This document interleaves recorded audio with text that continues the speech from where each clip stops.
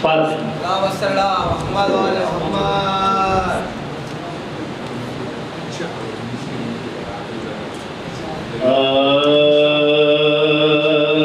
نام پر شاہ کے پانی جو پلا دے تے میری کوشن مجھے آئے، میری کوشن مجھے آئے دعا دے۔ فاطمہ کہتی ہے دنیا میں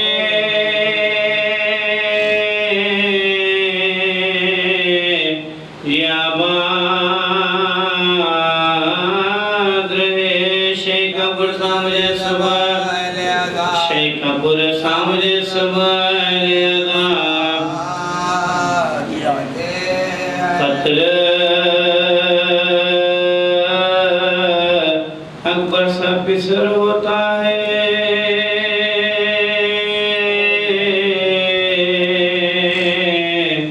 شہ کرے تے شکر صبر ایوب صبر ایوب بے دلا دے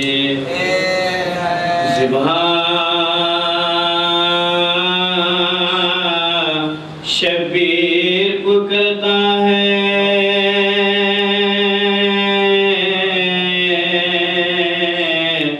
لئی خان جیسے وہ سلقوں کا میں وہ سلقوں کا میں وہ میں خدا چشمے سجاد گردوں سے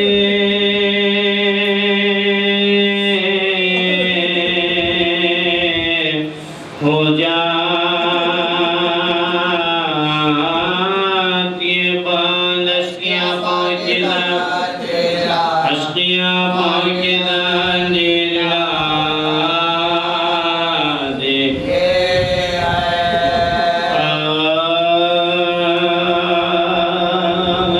کہتی تھی رن میں آکے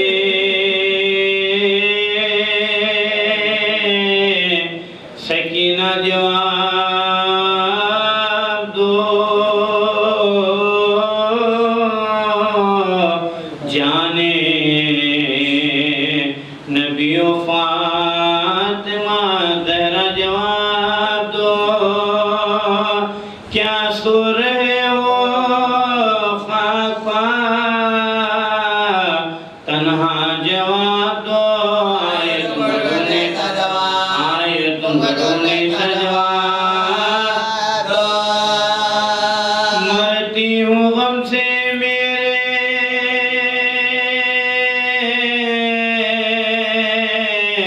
مسیحا جواب دو، بابا جواب دو میرے بابا جواب دو میرے بابا جواب دو، زخمی ہوئے ہیں کان میرے چھن گئے گھر،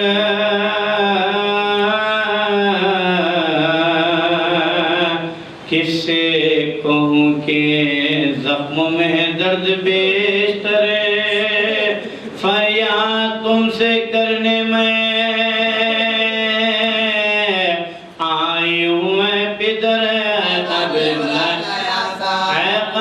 اولاد دیکھو یہ خون بھرا ہوا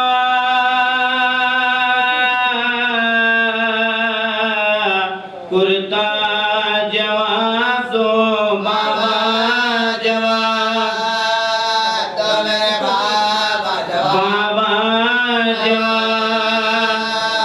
میرے بابا جواب دو، روتے تھے آپ میں جو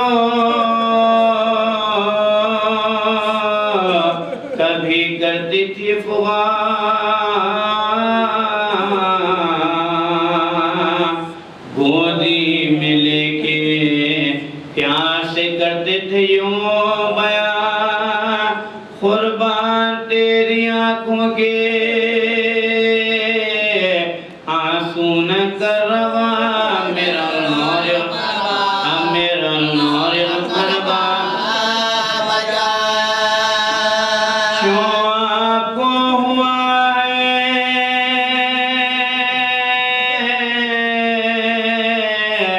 گوارا جواب دو بابا جواب بابا جواب دو میرے بابا روتی تھی میں تو رہتی نا تھے آپ منا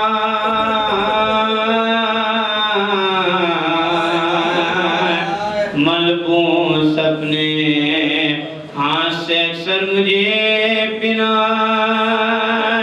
سوتے نہ تھے بغیر مجھے سینے پر سلایا بے سکینہ بے سکینہ کیسا قرار آپ کو آیا جواب دو بابا جواب بابا جواب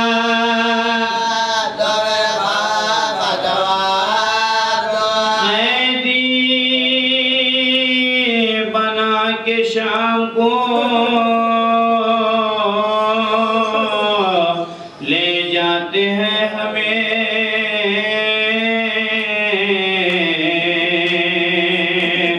پرسا نہیں ہے کوئی کہ کچھ سے ہمیں کہے فریاد غمزدوں کی نا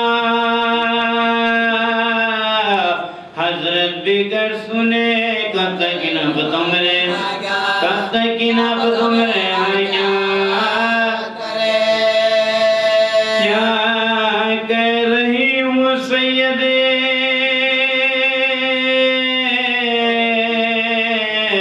والا جواب دو بابا جواب بابا جواب آتی ہے دادی جان کی آواز یا سنو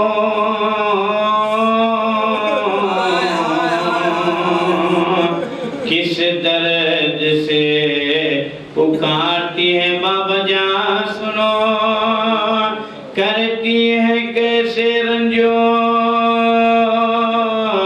علم کے بیان سنو کیا سورہ بند نبی کیا سورہ بند نبی کی بات کسی منتوں سے کہتی ہے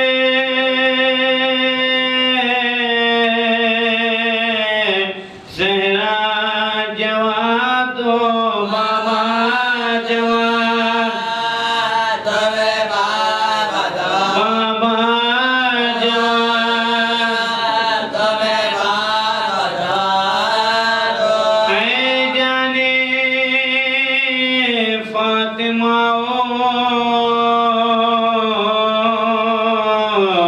پیمبر اٹھو اٹھو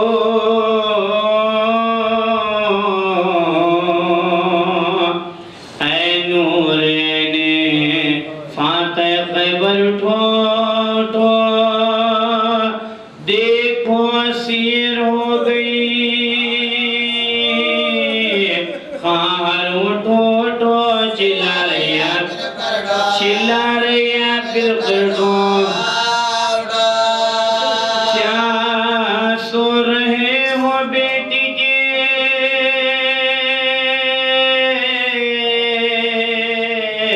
شیدا جواب دو بابا جواب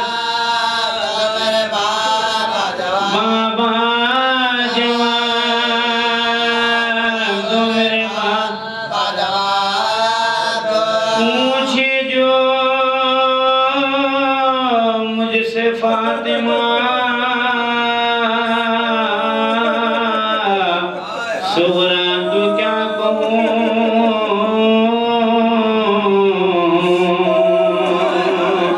پیاسے شہید ہو گئے بابا بیان کروں اکبر کا میں نے دیکھا ہے لاشا بیان کروں اکبر کا سر بھی نہیں دے اکبر کا سر بھی نہیں دے دیکھا بیان کیا کہہ کے اس کو دوں میں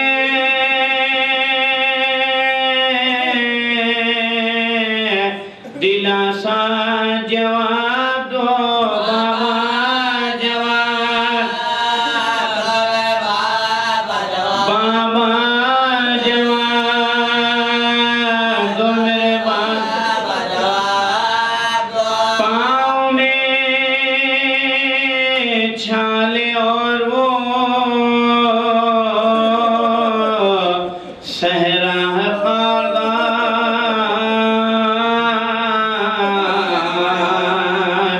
ناطاقتی پیادر بھی جسم میں بخار گر کر زمین پر زور سے اٹھتا ہے بار بار اس کا کیا جماتے ہیں بیٹے کو تھا اسی لیے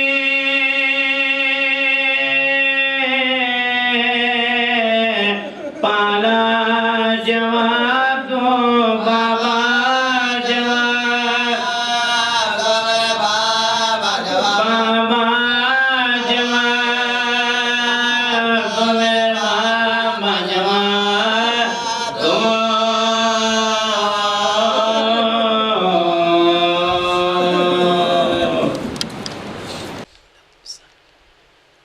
رحم اللہ من قرأ الفاتحہ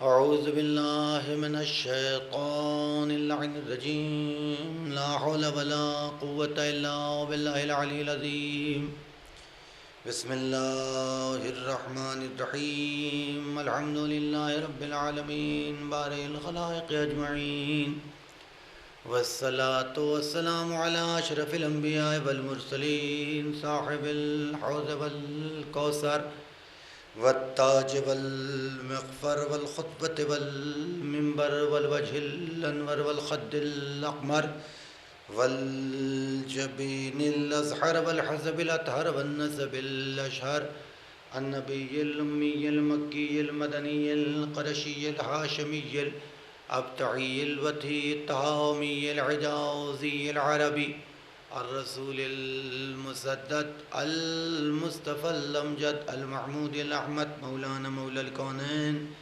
جد الحسن والحسين أبي القاسم محمد وآله الطيبين الطاهرين المعصومين الداعين إلى سبيل الله بالحكمة وبالموعظة الحسنة سيما بقية الله الأعظم مولانا حجة ابن الحسن العسكري أما بعد فقد قال الله تعالى وتبارك في قرآن المجيد بسم الله الرحمن الرحيم إن كنتم في ريب مما نزلنا على عبدنا فأتوا بسورة من مثله ایک صلوات پڑھ دیں محمد قرآن مجید کی آیت کی جسے کل بھی میں نے آپ کے سامنے عنوان کلام قرار دیا تھا، ایک دعویٰ، ایک چیلنج قرآن کی طرف سے تمام عالم انسانیت اور تمام عالم امکان کہ خالی انسانیت کو چیلنج قدرت نہیں کر رہی ہے بلکہ تمام وہ مخلوقات کے جو ذی عقل کہلاتی ہیں ان تمام مخلوقات یعنی پورے عالم امکان کو چیلنج ہو رہا ہے کہ ان کنتم فی ریب مما نزلنا علی عبدنا فأتوا بسورۃ من مثلہ، کہ اگر ہمارے بندے پہ نازل ہونے والے قرآن کے حوالے سے تمہیں شک ہے فأتوا بسورۃ من مثلہ، تو اس کی ایک صورت کا جواب لے آؤ، من مثلہ، اس کے جیسی ایک صورت لے آؤ. یہ دعویٰ ہے، یہ مطالبہ ہے اللہ کا. شک کرنے والی مخلوق کا نام ہے انسان، کہ جس نے شک پیش کیا، جس نے شک کیا کہ یہ اللہ کا کلام ہے بھی کہ نہیں ہے، کہ ایسے ہی کہہ دیا گیا اللہ کا کلام. تو شک کرنے والی مخلوق انسان تھی، لیکن اللہ نے چیلنج صرف انسانوں کے درمیان میں نہیں کیا، بلکہ تمام عالم امکان کو جو ہے وہ اس دعوے میں اللہ نے شامل کر دیا. فَأْتُوا بِصُورَةٍ مِّن مِّثْلِهِ وَادْعُوا شُهَدَاءَكُم مِّن دُونِ اللَّهِ النَّاسِ، کہ اپنے جتنے بھی دعوے دار ہیں جو تمہارے ہم عقیدہ لوگ ہیں، وَادْعُوا شُهَدَاءَكُم، کہ جو تمہارے ہم عقیدہ ہیں ان سب کو اس کام پہ لگا لو، من دون اللہ، لیکن اللہ کے علاوہ. ابھی اللہ نے اپنے آپ کو ہٹا لیا، تو یہ ہٹانا اس لیے تھا، یہ ہٹایا اس لیے گیا. من دون اللہ کی شرط جانتے ہیں اللہ نے کیوں لگائی؟ ہوتا کیا ہے کہ دنیا کا بڑے سے بڑا آرٹسٹ ہو، چاہے وہ شاعر ہو، چاہے وہ خطیب ہو، چاہے وہ کوئی مصور ہو، جسے آرٹسٹ کہا جاتا ہے، تصویر کشی کرنے والا، کوئی بھی فن ہو، پوری حیات میں وہ کوئی ایک ہی دو چیز ایسی ہوتی ہے کہ جو آئیڈیل بناتا ہے. اور کیجئے گا، یعنی ایک کلام شاعر نے کہہ دیا معرکۃ الارا، ہو گیا کلام، شاندار کلام. اب اس نے ایک ہی نہیں کہا بلکہ سینکڑوں کہے، لیکن ہوتا یہ ہے کہ اس کے معیار کا، اس کلام کے معیار کا دوسرا کلام ہمیں نظر نہیں آتا. جبکہ شاعر ایک ہی ہے، ذہن ایک ہی ہے، فکر ایک ہی ہے، دماغ ایک ہی ہے، سب کچھ ایک ہے. وہی ہے کہ جس نے یہ معرکۃ الارا کلام کہا، وہی ہے کہ جس نے یہ ایک معرکۃ الارا تصویر بنائی ہے. لیکن اس کے باوجود اس جیسی تصویر خود اسی آرٹسٹ کے لیے بنانا مشکل ہو گیا. اسی لیے ہم کو ایک ہی نمونہ اس کی تصویر کا ملا، دوسرا نمونہ نہیں ملا. بنائی سینکڑوں، لیکن اس لیول کی نظر نہ آئی. تو اللہ نے اپنے آپ کو الگ اسی لیے کیا کہ تم اپنے جیسے ہنرمندوں کی طرح سے اللہ کو گمان نہ کرنا کہ اللہ نے اگر یہ ایک قرآن بنا دیا تو دوسرا بنانے پہ قادر نہیں ہے. توجہ رکھیے گا. اسی لیے خدا نے من دون اللہ کہہ کے کہ تم آ جاؤ، لگ جاؤ کام کے اوپر، جتنے تمہارے ہم عقیدہ ہیں ان سب کو لگا کر کے کہو کہ وہ آئیں اور آ کر کے قرآن کا جواب لے آئیں. من دون اللہ، اللہ کے علاوہ. یعنی میں اگر اس پہ قدرت رکھتا ہوں تو دوسرا بھی اس کے جیسا پیش کرنے کی صلاحیت رکھتا ہوں، وہ بھی اختیار کر سکتا ہوں. من دون اللہ ہے. اگر تم سچے ہو تو اپنے دعوے کو. اور پھر اللہ نے اینڈ بھی بتا دیا کہ تم کوشش کر لو، لیکن تمہاری کوشش کا نتیجہ کیا نکلنے والا ہے. وَإِن لَمْ تَفْعَلُوا وَلَن تَفْعَلُوا، اور اگر نہ کر پائے اور کر بھی نہ پاؤ گے. غور کیجئے گا، اگر نہ کر پائے اور کر بھی نہ پاؤ گے. فَاتَّقُوا النَّارَ الَّتِي وَقُودُهَا النَّاسُ وَالْحِجَارَةُ، تو ڈرو اس آگ سے کہ جس کا ایندھن اللہ انسانوں کو بھی بنائے گا اور پتھروں کو بھی بنائے گا. ایک صلوات پڑھ دے محمد وآلہ. قرآن کی آیت ہے. یہ ترجمہ تھا کہ جو کل بھی میں نے عنوان بنایا تھا اور آپ کی خدمت میں اسے پیش کیا کہ خداوند عالم پہلے چیلنج کر رہا ہے اپنی کتاب کے بارے میں کہ لا ریب فیہ، کہ جس میں کوئی شک نہیں ہے کوئی شک نہیں ہے. اب اگر تمہیں شک ہے تو اس کا جواب لے آؤ، اس کے مثل بنا کر کے لے آؤ جو تمہارے بس میں. تو اب وہ 1400 برس کی اگر تاریخ جب سے قرآن مکمل ہوا کہ آخری آیت قرآن کی نازل ہوئی، اب اختلاف ہے کہ کون سی آخری آیت تھی. بہرحال ہم لوگوں کا ماننا یہ ہے کہ وہ آیت کہ جو آیہ تبلیغ کہی جاتی ہے، جو آیہ ولایت کہی جاتی، جو غدیر کے میدان میں نازل ہوئی، وہ آخری آیت ہے. بہرحال اب اس میں اختلافی مرحلہ اس میں نہیں پڑھنا چاہتا، لیکن بہرحال 11 ہجری کو قرآن کا نازل ہونا بند ہو گیا اور قرآن مکمل ہو گیا. قرآن بسم اللہ کی بے سے لے کر کے والناس کی سین تک کمپلیٹ ہو گیا. تو اب 11 ہجری کو کمپلیٹ ہوا، یہ 1441 ہجری ہے. قرآن کا چیلنج ابھی بھی موجود ہے. بڑے بڑے علماء گزرے، بڑے بڑے ریسرچ اسکالرز گزرے، بڑے بڑے محقق گزرے، بڑے بڑے تنقید کرنے والے گزرے، لیکن کسی ایک آیت کا جواب بھی پیش کرنا ان کے بس میں نہیں تھا۔ آپ غور کیجئے گا، جب یہ آیت نازل ہوئی، اور عجیب بات ہے کہ کتاب ہے، کوئی بھی کتاب اٹھائیے تو اچھی سے اچھی کتاب ہو، ابتدا سے انتہا تک کمال نہیں ہوتی، اور کیجئے گا، بلکہ اس کا ایک دو جز، ایک دو چیپٹر، ایک دو عنوان ہوگا کہ جو کمال کا ہوگا، اور غور کیجئے گا۔ لیکن قرآن کا کمال یہ ہے کہ چھوٹی سے چھوٹی آیت بھی معجزہ ہے، بڑی سے بڑی آیت بھی معجزہ ہے۔ اور کیجئے قرآن کا کمال یہ آیت، جب سورہ، آپ کو یاد ہوگا کہ میں نے اس عنوان کو بیان کیا تھا، اگر آپ کے ذہنوں میں موجود ہو اس حوالے سے، کہ وہ عرب کا زمانہ، کہ عرب کے بارے میں غلط فہمی ہے کہ وہ جاہل لوگ ہوتے تھے، بدو سے مراد جاہل، جہالت کو لے لیا گیا، بالکل غلط ہے، ہرگز جاہل نہیں تھے۔ جو بھی کہتا ہے کہ عرب اسلام سے پہلے جاہل تھے، غلط تھا، نہیں، جاہل نہیں تھے۔ قرآن نے جو لفظ استعمال کی ہے جاہلیت کی ہے کہ نہیں ہے؟ جہالت کی نہیں کی ہے، بلکہ جاہلیت کی ہے۔ اور یہ لفظ کا عربی جو لٹریچر اور گرامر اور عربی زبان سے واقف ہیں وہ جانتے ہوں گے کہ ایک حرف کی کمی اور بیشی معنی کو زمین آسمان کے درمیان تبدیل کر دیتی ہے، اتنا فرق ہو جاتا ہے کہ زمین و آسمان، ایک لفظ کا اضافہ اور ایک لفظ کی کمی، تو وہاں جہالت ہے اور یہاں جاہلیت ہے، غور کیجئے گا۔ تو اب یہ جو لفظ الگ الگ ہو گیا تو معنی اور مفہوم بھی الگ الگ ہو گیا ہے کہ نہیں؟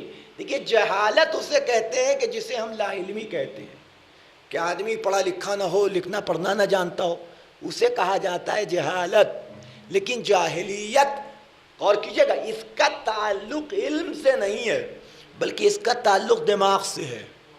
دیکھیے، جو بات کہہ رہا ہوں بڑی امپورٹنٹ ہے، اور اسی لیے جہالت کا شکار تو ہونے کے لیے اسے کہیں گے کہ جو پڑھنا لکھنا نہ جانتا ہو، لیکن جاہلیت کے لیے جاہل ہونا شرط نہیں ہے۔ غور کیجئے گا، جاہلیت کے لیے جاہل ہونا شرط نہیں ہے، بلکہ جاہل بھی آپ کو جاہلیت کے شکار دکھائی دیں گے، اور پڑھے لکھے بھی آپ کو جاہلیت کے شکار دکھائی دیں گے۔ غور کیجئے گا، تو وہ اس دور میں وہ جو عرب تھے وہ جاہل نہیں تھے، بلکہ جاہلیت کا شکار تھے، یعنی پڑھ لکھ کر کے ان رسوم میں پھنسے ہوئے تھے کہ جن کا عقل سے کوئی تعلق نہیں ہے، اور اسی کا نام ہے جاہلیت۔ اب اس سے زیادہ ایکسپلین میں کرنا نہیں چاہتا، ورنہ بات کہیں سے نکلی کہیں چلی جائے گی، کہ ان رسوم میں کہ عقل قبول نہیں کر رہی ہے، ان کے پاس کہ اس عمل کو انجام دینے کا کوئی لاجک نہیں ہے۔ پڑھا لکھا آدمی ہر چیز میں لاجک تلاش کرتا ہے نا، صحیح بات بھی ہے کہ اگر آپ اس سے کہیے گا یہ کرو تو وہ پوچھے گا کیوں کریں، وجہ کیا ہے۔ اب وہ جاہل ہو تو کچھ بھی سمجھا دیجئے اس کو، وہ مان لے گا، یہ کرو یہ ہو جائے گا۔ اب ہوتا ہی ہے، واٹس ایپ پہ میسج آتا ہے، یہ واٹس ایپ 100 لوگوں کو فارورڈ کرو اور یہ تمنا پوری ہو جائے گی۔ بہت سے لوگ تو لالچ میں کر دیتے ہیں، بہت سے لوگ ڈر کے مارے کہ اگر نہیں کیا تو کہیں کچھ گڑبڑ نہ ہو جائے۔ غور کیجئے گا، ہے کہ نہیں ہے؟ تو یہ معاملہ ہے، تو اس کا عنوان یہ، تو اب آپ تصور کیجئے، تو جو جہالت کا معاملہ یہ، لیکن جاہلیت کا معاملہ کیا ہے کہ اس کا تعلق انسان کے دماغ سے ہوتا ہے، وہ آداب و رسوم میں جان بوجھ کے، اس کو نہیں معلوم ہے تو ڈر کے یا لالچ میں کر دیتا ہے، کوئی بھی عمل انجام دیتا ہے۔ لیکن جو جاہل نہیں ہوتا، عالم ہوتا ہے، وہ جاہلیت کے جو کام انجام دیتا ہے وہ جانتا ہے کہ اس عمل میں کوئی لاجک نہیں ہے، اس کے پیچھے کوئی علم پوشیدہ نہیں ہے، کوئی لاجک نہیں، کہ پھر بھی کر رہا ہوتا ہے، پھر بھی انجام دے رہا ہوتا ہے۔ آپ ہندوستان میں رہ رہے خود سمجھ سکتے ہیں، زیادہ ایکسپلین کرنے کی ضرورت نہیں ہے، آپ جدھر نظر اٹھائیں گے وہ جانتے ہیں کہ پاسبلٹی نہیں ہے، لیکن پھر بھی وہ ماتھا بھی ٹیک رہا ہے، وہ چڑھاوا بھی چڑھا رہا ہے، سارے اعمال انجام دے رہا ہے جان کے۔ ایسا نہیں ہے کہ وہ نہیں جانتے، ان کے ذہن میں بھی، چونکہ ان کی جو عقل ہے نا وہ کہیں نہ کہیں ہر آدمی کو انڈیکیٹ کرتی ہے، جب بھی کوئی غلط چیز آئے گی نا، توجہ رکھیے گا۔ اب وہ گاڑی میں آج کے زمانے میں وہ سینسرز لگے ہوئے کہ جیسے ہی آپ کی گاڑی پاس ہونے لگتی ہے وہ بتی، جب وہ جو ہے لائٹ جلنے لگتی ہے یا بیپ آواز آنے لگتی ہے کہ بس اب آپ کی لڑ سکتی ہے، ہوشیار ہو جائیے، ہے کہ نہیں؟ تو وہ سینسر اللہ نے انسان کے دماغ میں لگا رکھا ہے کہ جسے عقل کہا جاتا ہے۔ غور کیجئے گا، جب بھی کوئی غلط بات آئے گی تو یہ انڈیکیشن ضرور دے گا، یہ انڈیکیٹ ضرور گا معاملہ کچھ گڑبڑ ہے، معاملہ آدمی سنتا نہیں اس کی بات، آدمی سنتا نہیں، وہ انڈیکیشن ضرور آتا ہے، کر رہا ہوتا ہے لیکن پورے دل سے نہیں کر رہا ہوتا ہے. غور کیجئے گا، عقل سے نہیں کر رہا ہوتا ہے، پروف سے نہیں کر رہا ہوتا ہے، لاجک کے ذریعے سے نہیں کر رہا، بس کر رہا ہے. کیوں کر رہا ہے؟ چونکہ کرتا چلا آ رہا ہے. ساری لاجک یہی ہے، اس لیے کر رہا ہے چونکہ کرتا چلا آ رہا ہے، اس لیے کر رہا ہے. پوچھئے کیوں کر رہے ہو بھائی؟ کہ شروع سے کرتے چلے جا رہے ہیں. تو جب شروع سے کرتے چلے آ رہے ہیں تو ساری لاجک یہی آ کے، تو اب یہ کون پروف دے کہ جو شروع سے کرتے آ رہے ہیں وہ صحیح بھی ہے کہ نہیں؟ وہ کرتے چلے آ رہے ہیں. اسی لیے اسلام نے جب بھی کسی عمل کا مطالبہ کیا ہے تو پیچھے لاجک ضرور دی ہے، علم ضرور دیا. کیوں؟ اس لیے کہ اللہ کوئی بھی عمل آپ سے آدھے دل سے نہیں کروانا چاہتا. غور کیجئے گا میں کیا عرض کر رہا ہوں. کوئی بھی عمل آپ کے آدھے دل سے آپ سے نہیں کروانا چاہتا، بلکہ وہ یہ چاہتا ہے کہ پہلے سوچو، سمجھو، غور کرو. جب تمہارا ذہن، تمہارا دل و دماغ قبول کرے تب انجام دو.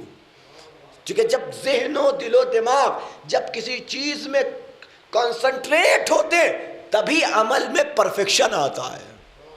لیکن جب تک یہ ساتھ نہ دیں عمل میں پرفیکشن نہیں آ سکتا. یہ ایک فطری سی بات ہے. خیر، تو میں بات نکلی تو وہ زمانے جاہلیت، جہالت نہیں جاہلیت. اب ان کی جہالت کیا ہے اور وہ ان کا علم کیا تھا، تو اٹھا کے دیکھیے آج تک آپ کو کسی بھی بک ڈپو میں کہ جہاں اسلامی بکس ملتی ہیں جائیے پوچھئے معلقات سب ہے، وہ دے دے گا آپ کو، لیٹسٹ ایڈیشن آپ کو مل جائے گا. معلقات میں پھر سے کہہ رہا ہوں، میں یہ بات بیان کر چکا ہوں، لیکن ذہنوں سے جلدی ہم لوگ جو ہے کم حافظہ لوگ ہیں، جلدی بھولتے ہیں بات کو. جب بھول جاتے ہیں اسی کا فائدہ دوسرے اٹھاتے ہیں. غور کیجئے گا، تو کم حافظہ لوگ بھول جاتے ہیں تو نتیجہ یہ کہ اس کا فائدہ تو میں یہ پہلے ہی کلیئر کرا. حالانکہ میں نہ بھی بتاؤں تو بھی مجھے یقین ہے کہ کسی کی یاد، ایک آدمی ہو سکتا کوئی یاد ہو، وہ بھی مولوی ٹائپ کا ہوگا، اسی کو یاد ہوگا بس. اس لیے کہ مولوی جلدی بھولتا نہیں، اس طرح کی باتیں یاد رکھتا ہے، کہاں پڑھا کیا بولے وہ یاد ہے. لیکن اکثریت جو ہے وہ تھوڑا سا ٹپیکل بات ہوتی بھول جاتی. غور کیجئے گا، تو معلقات سب وہ 7 قصیدے، اور ان میں بڑے بڑے شعراء، نابغہ اور کون ہے کہ نہیں، تو ان کے 7 قصیدے خانہ کعبہ کی دیوار پہ لٹکے ہوئے تھے. وہ 7 قصیدے، یعنی وہاں یہ سمجھ لیجئے کہ شعر و شاعری اور قصیدے کہنے کا معاملہ یہ تھا کہ ہمارے ہاں شعراء کسی سے کہیے کہ وہ قصیدہ ایک مصرع دے دیے کہو تو اس کو گھنٹہ بھر چاہیے منیمم. اگر زود گو شاعر بھی ہوگا نا تو بھی اسے گھنٹہ بھر چاہیے، ایک 10-12 شعر کا قصیدہ. اور وہ ایسے شاعر ہوتے تھے کہ تلوار چلتی جا رہی اور شعر کہتے جا رہے اور پڑھتے بھی جا رہے. اسی کا نام تھا رجز. کہہ کے تھوڑی لے کے جاتے تھے رٹا مار کے کہ رٹ کے لے کے جا رہے ہیں، کسی سے کہلوا لیا، رٹ لیا، پھر میدان میں جنگ بھی لڑتے جا رہے ہیں اور شعر بھی سناتے جا رہے ہیں. ایسا نہیں ہے، کہتے جاتے تھے اور پڑھتے جاتے تھے اور لڑتے جاتے تھے. کمال ہے. یعنی سوچئے جب آدمی لڑ رہا ہوتا ہے تو اس وقت اس علمی سوال آپ کسی سے بھی سوال کر لیجئے کہ وہ علمی سوال، کوئی بیچارہ پریشانی میں ہو، کسی مولانا کے گھر میں آگ لگ گئی، وہ بیچارہ گھر مکان خالی کر رہا ہے، آپ اس سے کہیے ذرا مولانا وہ غسل کا طریقہ بتا دیجئے، آپ کو وہیں غسل کروا دے گا. تو معاملہ یہ ہے کہ حالات ہوتے ہیں سوال کر دیں، کہاں آپ سوال کرنا چاہتے ہیں. یہ آدمی جو ایسے پریشانی والے مراحل ہوتے ہیں، مرحلے ہوتے ہیں، وہاں انسان کا ذہن ایک طرف کنسنٹریٹ ہوتا ہے کہ نہیں. اب یہی معاملہ ہے کہ وہ لڑتے بھی جا رہے ہیں، شعر بھی کہتے جا رہے ہیں، پڑھتے بھی جا رہے ہیں. رج اسی کو کہا جاتا ہے کہ وہ رجز خوانی جسے آپ کہتے ہیں. وہ جناب عباس کی بھی سنی ہوگی، مولا ہے جب سامنے آیا مرحبا، اس نے آ کر کے کہا انا الذی سمتنی امی مرحبا. ٹھیک ہے، تو مولا کائنات نے ترکی بہ ترکی جواب دیا وانا الذی سمتنی امی حیدرا. وہ آپ نے سنا، اسی کو کہا جاتا ہے رجز. جو میدان جنگ میں جو پڑھا جاتا ہے سامنے والے کے حوصلے کو پست کرنے کے، انا الذی، کہ میں، اس نے کہا میں وہ ہوں کہ جو میری ماں نے میرا نام مرحب رکھا ہے. علی نے آواز دی انا الذی سمتنی ام حیدرا، میں وہ ہوں کہ جس کی ماں نے اس کا نام حیدر رکھا ہے. تو غور کیجئے گا یہ رجحانی. تو ایسے مراحل میں بڑے سے بڑا عالم ہو، اس کے لیے مسئلے کا جواب دینا مشکل ہو جاتا ہے، علمی مسائل کا حل کرنا. یہ کمال صرف اہل بیت کا ہے. یہ کمال کہ میدان جنگ میں جا رہے، ایک پاؤں زمین پہ، ایک پاؤں زین کے اوپر، ایک پاؤں رکاب میں اور ایک پاؤں جو ہے زمین کے اوپر، اور سوال کرنے والا مسئلے کا سوال کرتا، مولا سوال کا جواب دے دیجئے. اور علی یہ بھی نہیں کہتے کہ جا رہا ہوں جنگ سے واپس آؤں گا تو بتا دوں گا، نہیں، وہیں کھڑے کھڑے. اور کیجئے گا، اور سوال کرنے والے نے سوال کیا اور مولا کائنات نے جواب دیا اور مطمئن کر دیا. اور ٹپیکل مسئلہ، میں اس مسئلے کو بھی بیان کر چکا ہوں لہذا اسے دہراؤں گا نہیں. اور کیجئے گا کہ سوال کرنے اور فوراً جواب دیا. تو آپ تصور کیجئے کہ یہ عالم تھے شعر و شاعری کا، ایسے زود گو اور ایسے مارے کتلارا کلام کہنے والے. وہ 7 کلام خانہ کعبہ کی دیوار پہ لٹکا ہوا تھا. وہ کیوں لٹکا ہوا تھا؟ وہ چیلنج تھا تمام اس دور کے شعراء کو، تمام ادباء کو، تمام فصحاء و بلغاء کو چیلنج تھا کہ تم میں دم ہے تو ان 7ویں کا 8واں لا کے دکھاؤ. یہ چیلنج کے عنوان سے لگا ہوا تھا وہاں کے اوپر. 7 کلام خانہ کعبہ کی دیوار پہ، اور کسی میں دم نہیں تھا کہ وہ آ کر کے ان کے مقابلے میں اپنا کلام لگاتا. اس سے ان کی ایمانداری بھی پتہ چلتی شعراء کی کہ وہ اپنی حد پہچانتے تھے. ہم اور آپ ہوتے تو لٹکا ہی آتے، چاہے وہ اس لیول کا ہوتا چاہے نہ ہوتا، ایک کہہ کے تو لٹکا دیتے، دیکھا جائے گا بعد میں. اور کیجئے گا، لیکن وہ اتنے ایماندار تھے کہ وہ اپنے آپ کو پہچانتے تھے کہ میں کیا ہوں اور میری شاعری کیا ہے. لہذا وہ 7 8واں نہیں آیا. لیکن جیسے قرآن نازل ہوا تو اللہ نے حکم دیا کہ یہ انا آتینا کا سب سے چھوٹا سورہ جا کر کے وہاں لٹکا دو. نبی نے لے جا کر کے وہاں لٹکایا. اب جیسے ہی انا آتینا کا سورہ لٹکا تو تاریخ نے لکھا ہے کہ جس کا کلام تھا نا، جب وہ گیا ہے اور اس نے کلام دیکھا اور بغل میں انا آتینا دیکھا تو اس نے اپنا کلام اتار لیا. اور کیجئے گا، سب نے اپنا کلام خود سے اتار لیا. ان شعراء نے خود سے اتار لیا. یعنی ان کی بھی ایمانداری کہ ہاں ہم سے بڑا کوئی آ گیا.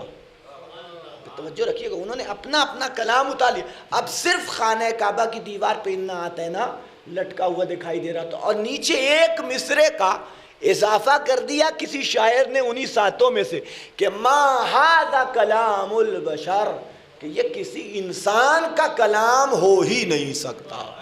ایک صلوات پڑھ دیں محمد والے. جلدی بات کو جو ہے سمیٹنے کی کوشش کر رہا ہوں. اور کیجئے گا تو آپ تصور کیجئے کہ قرآن ایک ایسی کتاب تو اس زمانے سے چیلنج ہوتا چلا آ رہا ہے تو آج تک، لیکن قرآن میں وہ آیت بھی موجود ہے، لیکن کوئی ایک ایسا نہیں ملتا کہ جو قرآن کی اس ایک آیت کا بھی جواب لا سکے. ایک آیت کا بھی جواب قرآن مجید کی لا سکے. اور غور کیجئے گا، اور ابھی تک چیلنج ہے. بڑے بڑے علماء، بڑے بڑے فضلاء، بہت سے بڑے بڑے محقق، ریسرچ اسکالر گزر گئے کہ جنہوں نے قرآن پڑھا بھی ہے، پڑھ بھی رہے ہیں. اس وقت دنیا میں سب سے زیادہ بکنے والی کتاب کا نام ہے قرآن. غلط کہہ رہا ہوں صاحب؟ سب سے زیادہ بکنے والی کتاب کا نام ہے قرآن مجید، کہ جس کو سب سے زیادہ خریدا جاتا ہے، سب سے زیادہ پڑھا جاتا ہے.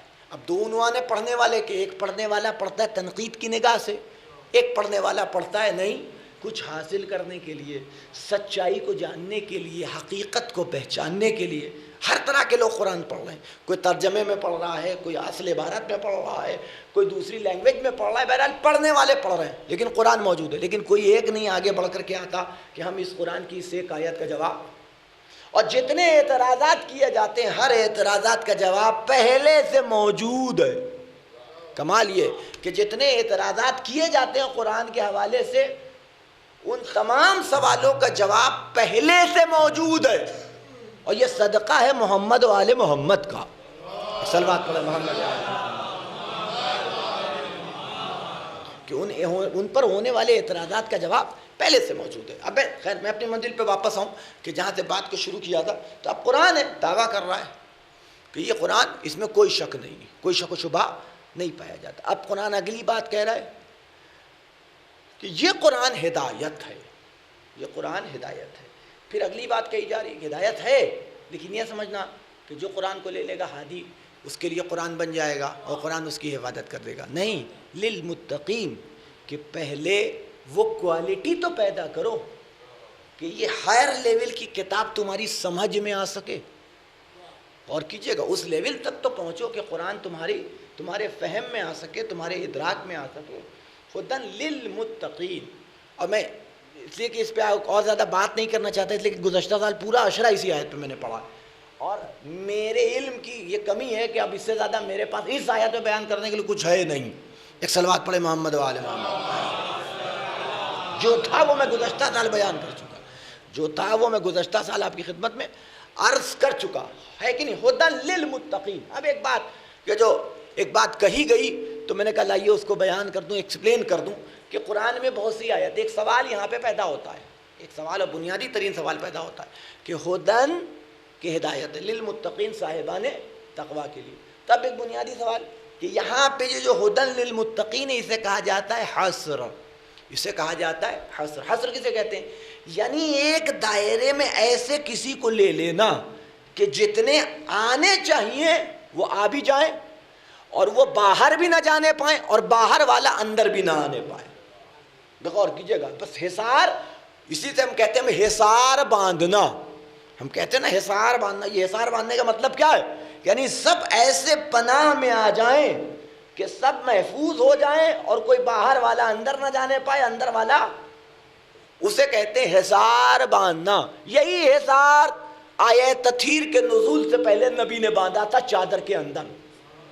غور کیجیے گا، اور وہ چادر کے اندر پانچوں کو لے کے، روایت میں ہے کہ ہر طرف کا کونا نبی نے پکڑ کے دبا لیا، اور یہاں تک کہ جناب ام کلثوم نے ایک سرا پکڑا اور ذرا سا اٹھا کے کہا کہ اتعذن لی یا رسول اللہ، اجازت ہے میں بھی آ جاؤں؟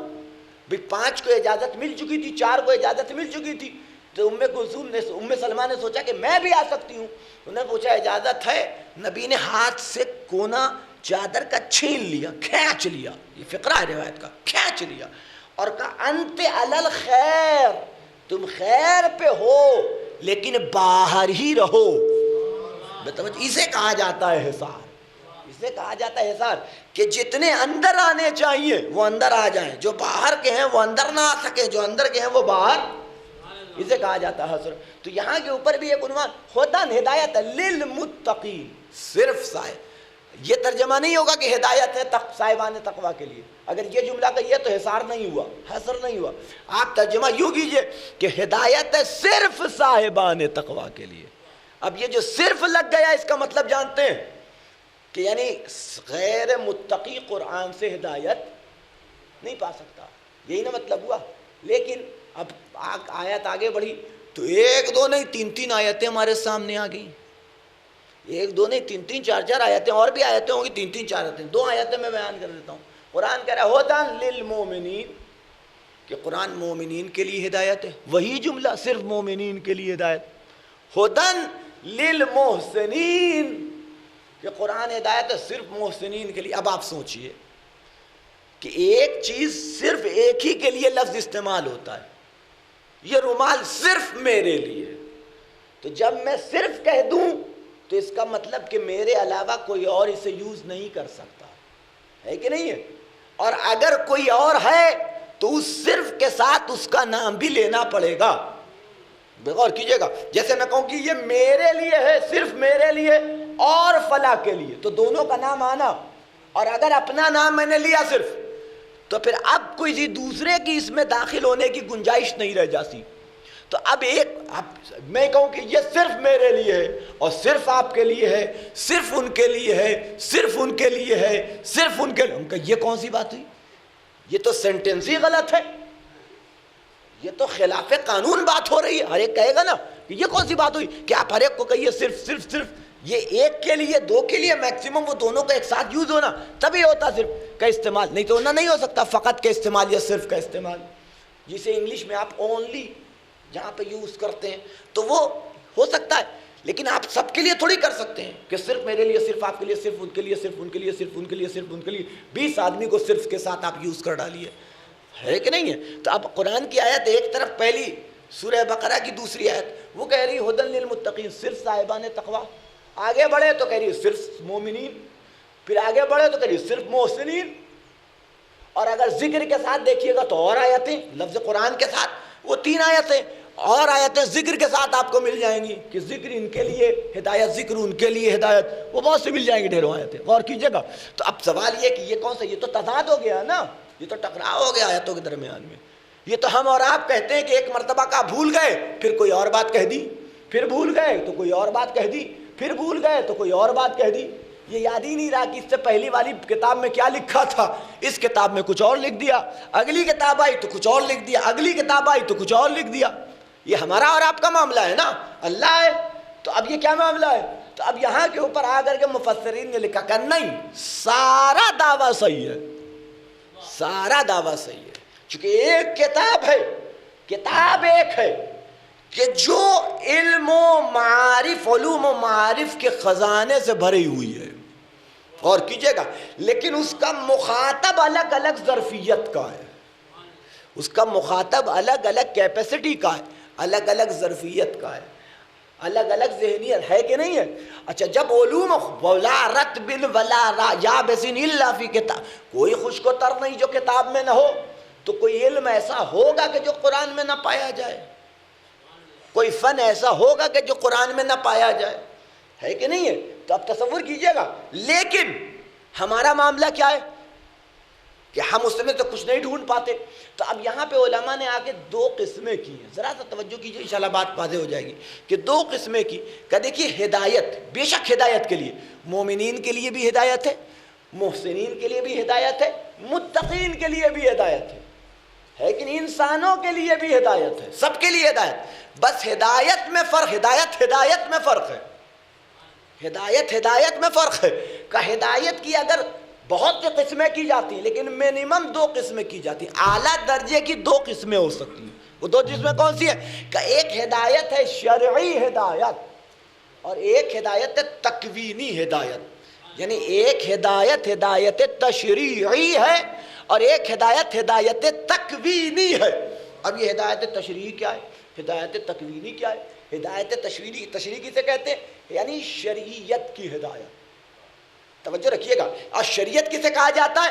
شریعت یعنی وہ قانون، وہ لا کہ جس کے اوپر ہم عمل کرتے ہیں. وہ توضیح المسائل کے جو ہمارے گھروں میں ہے، یا کسی عالم سے کوئی مسئلے مسائل، انہیں کہا جاتا ہے شریعت، انہیں کہا جاتا ہے شرع. غور کیجئے گا. اور قرآن شرع کو بھی بیان کر رہا ہے کہ نماز واجب ہے، روزہ واجب ہے، حج واجب ہے، فلاں چیز مستحب ہے، فلاں چیز مکروہ ہے، فلاں چیز حرام ہے. اسے ہدایت تشریعی کہا جاتا ہے، یعنی شرعی ہدایت. غور کیجئے گا. تو اس کی ہدایت بھی کر رہا ہے. تو خالی کیا شرع بتانے کے لیے قرآن آیا ہے؟ حرام حلال بتانے کے لیے قرآن آیا ہے؟ واجب مستحب بتانے کے لیے قرآن آیا ہے؟ خالی اسی لیے آیا ہے؟ اگر اسی لیے آیا ہے تو کون سی بڑی کتاب ہو گئی قرآن، ہے کہ نہیں ہے؟ اگر خالی اسی لیے بیان آیا ہے، قرآن نازل ہوا ہے کہ ہم کو حرام حلال بتا دے، مستحب مکروہ بتا دے، شریعت کے احکام سے واقفیت ہماری کروا دے، اور ہمیں واقف کر دے کہ حرام کیا، حلال کیا، مستحب کیا، مکروہ کیا ہے، کہاں کیا کرنا ہے، کہاں کیا نہیں کرنا ہے، اللہ کی رضا کیسے حاصل ہونی ہے، اللہ کی خوشنودی کیسے حاصل ہوگی، اللہ ناراض کیسے ہوتا ہے، اللہ غضب نار. اگر یہی ہے تو کون سی کتاب کا نہیں، کہ یہ قرآن صرف اور صرف احکام بتانے کے لیے نازل نہیں ہوا ہے. بھی توجہ رکھیے گا. بلکہ قرآن کا مقصد حقیقتاً ہدایت تکوینی ہے. اب ہدایت تکوینی کیا کہا جاتا ہے؟ جب انسان شرع میں اختیار رکھتا ہو، شریعت کے اوپر دسترس رکھتا ہو، تو کہا جاتا ہے کہ اس کے پاس ہدایت تشریعی پائی جاتی ہے. لیکن جب انسان فطرت پہ اختیار رکھتا ہو، نیچر پہ اختیار رکھتا ہو، نیچر پہ پاور رکھتا ہو، اس کا پاور نیچر کو بدل دینے کا ہو، اس کے پاس وہ پاور پایا جائے، وہ اختیار پایا جائے کہ وہ فطرت میں دخل اندازی کر دے، یعنی چیزوں سے ان کی فطرت کے برعکس عمل کروا لے، ان کے نیچر، جس نیچر پہ اللہ نے خلق کیا ہے اس نیچر کے برعکس ان سے عمل کروا لے، اسے کہا جاتا ہے ہدایت تکوینی. توجہ رکھیے گا. اور قرآن جو نازل ہوا اسی مقصد کے تحت نازل ہوا. یہ ہے قرآن کا اصل مقصد نزول. غور کیجئے گا، یہ ہے قرآن کا. اور یہ یاد رکھیے گا. تو یہ شریعت کیا ہے، یہ ساری چیزیں کیا ہیں، یہ قرآن میں کہا ہے. تو میں نے اس سے پہلے کبھی عرض کیا تھا، بعنوان مثال پھر عرض کر دوں. دیکھیے کسی بھی چیز کا ایک ہوتا ہے مقصد، اور کسی بھی چیز کا ایک ہوتا ہے فیض. توجہ رکھیے گا. کسی بھی چیز کا ایک ہوتا ہے مقصد کہ جس مقصد سے وہ کام کیا جا رہا ہے، اور کسی چیز کا ہوتا ہے فیض. ساری مثالیں چھوڑیے، جانے دیجئے. ہم مجلسیں کر رہے ہیں، مجلسیں میں ذاکری بھی ہوتی ہے، مجلسوں میں سوسخانی بھی ہوتی ہے، مرثیہ بھی ہوتا ہے، مجلسوں میں نوحہ ماتم بھی ہوتا ہے، اور مجلسوں میں حصہ بھی بٹتا ہے. توجہ رکھیے گا. اب آپ بتائیے مجلس کا مقصد کیا ہے؟ اور مجلس کا فیض کیا ہے؟ توجہ رکھیے گا، وہ جو حصہ بٹ رہا ہے وہ مجلس کا مقصد نہیں ہے، وہ فیض مجلس ہے۔ بے توجہ رکھیے گا میں کیا عرض کر رہا ہوں، ہے کہ نہیں ہے؟ مقصد مجلس ملے چاہے نہ ملے، فیض کسی کو بھی مل سکتا ہے۔ حصہ بانٹیے، راہگیر بھی آ کے لے کے چلے جاتے ہیں، ٹہلتا گھومتا ہوا انسان بھی آ کے لے کے چلا جائے گا، آپ شوق سے دے بھی دیتے، کسی کو منع نہیں کرتے، اس لیے کہ یہ حسین کا صدقہ ہے۔ توجہ رکھیے گا، کوئی بھی آئے لے کے جائے، کسی بھی فرقے کسی بھی مذہب سے تعلق رکھنے والا ہو، آئے بھوکا ہو پیاسا ہو، عقیدت سے آئے، بھوک سے آئے، ضرورت سے آئے، بحث نہیں ہے، جو آتا ہے اسے عطا کر دیتے ہیں آپ۔ تو یہ حصہ جو ہے یہ مقصد مجلس نہیں ہے بلکہ فیض مجلس ہے جو کسی کو بھی پہنچ سکتا ہے۔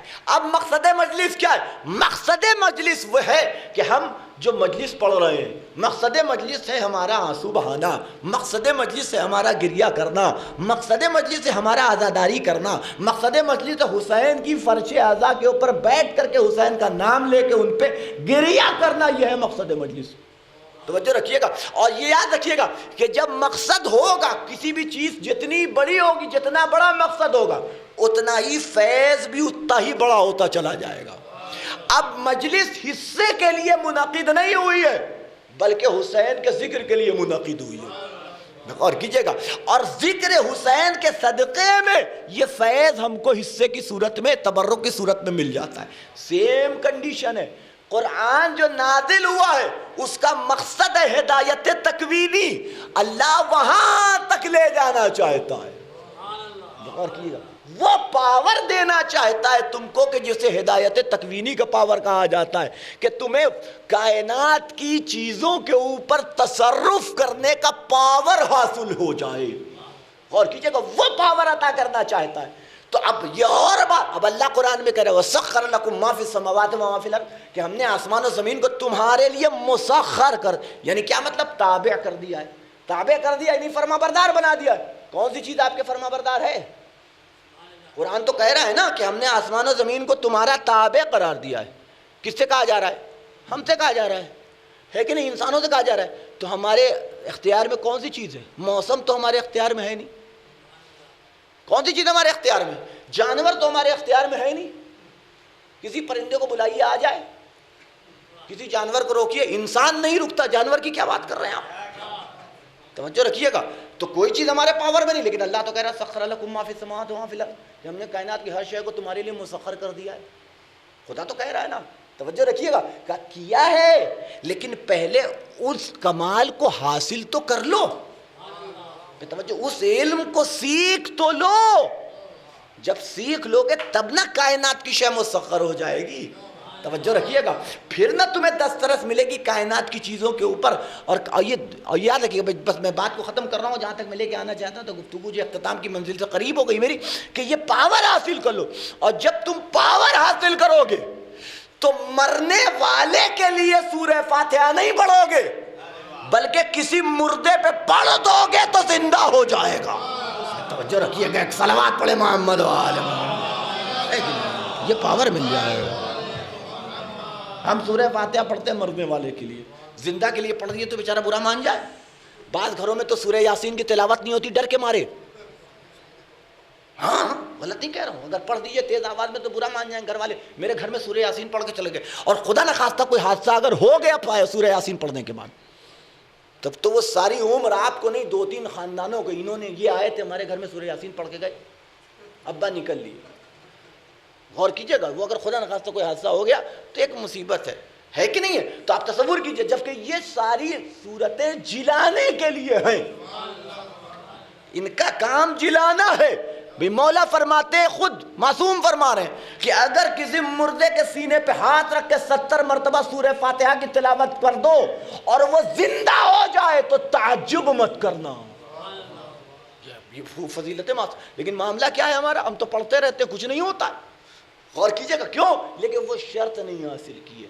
لیکن جنہوں نے اس کا مثال پیش کی، انہوں نے کہ یہ نہ سمجھنا کہ یہ خالی باتیں ہیں، یہ نہ سمجھنا کہ یہ صرف باتیں ہیں، نہیں، کوئی اس منزل تک نہیں پہنچا، نہیں، ہم تمہیں پاور دکھا دیں گے وقتاً فوقتاً، 1-2 زمانے میں نہیں، غور کیجئے گا، بلکہ یہ پاور تمہیں ہمارے پہلے سے لے کے آخری تک نظر آئے گا۔ یہ پہلے سے لے کر کے آخری تک یہ پاور نظر آئے گا کہ کس کے پاس ہے ہدایت تکوینی، کس کے پاس ہے ولایت تکوینی، کس کے پاس پائی جاتی ہے۔ وہ سورہ فاتحہ مرنے کے لیے آنے والا آیا کہ فرزند رسول چوری میں پکڑا گیا، آیا کہ چوری ہو گئی، میرے اوپر حد جاری کر دیے، لے آئے، کاٹ دیا ہاتھ اس کا، ہاتھ، اب وہ ہاتھ ہمارے یہاں کٹتا ہے وہ یہ انگلیاں کاٹی جاتی ہیں، ہاتھ تو پورا کاٹا نہیں جاتا۔ اس مسئلے کو بھی مولا کائنات نے ہی حل کیا ہے، یہ مسئلہ بھی مولا کائنات ہی نے حل کیا ہے کہ جب چور نبی کے بعد پکڑا گیا تو پھنس گیا۔ ابھی سوچئے نبی کو مرے کتنی دن ہوا ہے اور شریعت ہی بھول گئے، کمال نہیں ہے؟ آپ غور کیجئے کہ نہیں سمجھ میں آتا ہے کہ نیابت کسی کی جانشینی اور نیابت کتنا مشکل کام ہے، کتنا آسان کام نہیں ہے کہ پہلا چور پکڑ کے آ رہا ہے۔ سب سے بڑا مسئلہ پھنس گیا کہ ہاتھ کاٹا جائے تو کہاں سے کاٹا جائے، ہاتھ کا اطلاق کہاں سے ہوتا ہے۔ اب قرآن کہہ رہا ہے اس کا ہاتھ کاٹ دو، بھائی اتنا ہی کہہ رہا ہے، کاٹنا کہاں سے ہے، ہاتھ کتنا ہاتھ کاٹا جائے، پھنسا کہ نہیں پتا مسئلہ۔ اب ہاتھ تو پورا ہاتھ تو یہاں تک، کوئی کہہ رہا نہیں یہاں سے کاٹنا، کوئی کہہ رہا یہاں سے کاٹنا۔ اب جتنے مفتیان کرام تھے اپنے اپنے فتوے اور اپنا اپنا اجتہاد فرماتے رہے کہ یہاں سے کاٹو، کہتے پورا ہاتھ بازوؤں سے اکھاڑ دو، سب علیہ اپنا اپنا مسئلہ مولا کائنات کے سامنے پیش کیا۔ اب ہر ایک پیش تو بات کر رہا تھا، دیکھیے یہی بات میں نے عرض کیا نا کہ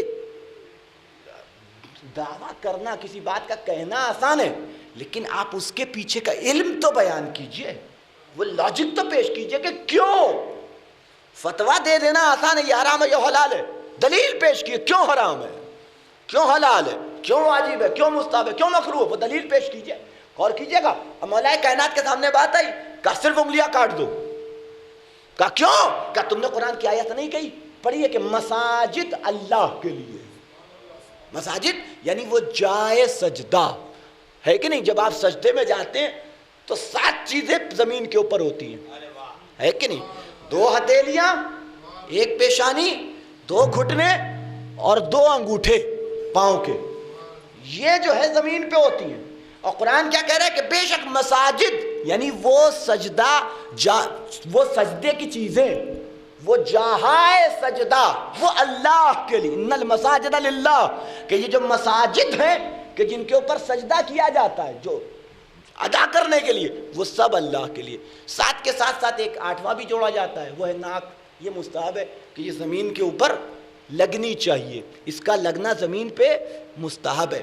اسی لیے سجدے کے لیے جو حکم ہے کہ سجدگاہ کتنی اونچی ہو تو میکسیمم 4 انگل ہے، یہ اس سے اونچی سجدگاہ کوئی نہیں رکھ سکتا۔ مجبوری کی حالت میں بات اور ہے کہ اگر پریشانی جھک نہیں سکتا تو وہ کتنا بھی بڑا، اس کے لیے تو سجدہ ہی نہیں، وہ اٹھا کر کے لگا لے گا اپنا، وہ ایک مسئلہ الگ ہے۔ لیکن جیسے میں ہوں صحت مند ہوں، مجھے جھکنے میں کوئی پرابلم نہیں، تو میں کتنی اونچی سجدگاہ رکھ سکتا ہوں، کہ بھائی 4 انگل، اس سے اوپر نہیں جانا چاہیے سجدگاہ۔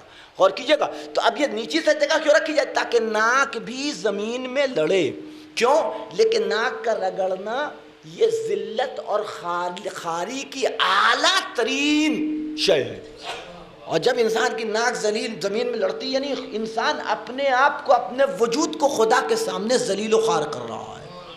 سجدہ اپنی جگہ ہے، اسی لیے کہ جب مرنے مارا مر جاتا ہے تو جہاں یہ 7 مساجد پہ کافور ملنا مستحب ہے، وہیں ناک پہ بھی ملنا مستحب ہے۔ آپ نے دیکھا ہوگا بہت سے لوگ 2 سجدگاہ رکھتے ہیں آگے پیچھے، یہ 2 رکھنے کا مقصد ہی یہ رہتا ہے کہ پیشانی بھی سجدے پہ خاک شفا پہ رہے اور ناک بھی خاک شفائی پہ رگڑی جائے سے بھی ٹچ ہو، تو یہ 7 میں ایک 8 کا اضافہ کر دیا جاتا ہے۔ یہ 7 ہیں مساجد، 2 2 4 2 6 اور ایک یہ 7 اور ایک یہ 8 ناک۔ غور کیجئے گا تو جو بات میں کہ ایک صلوات پڑھے محمد والے محمد۔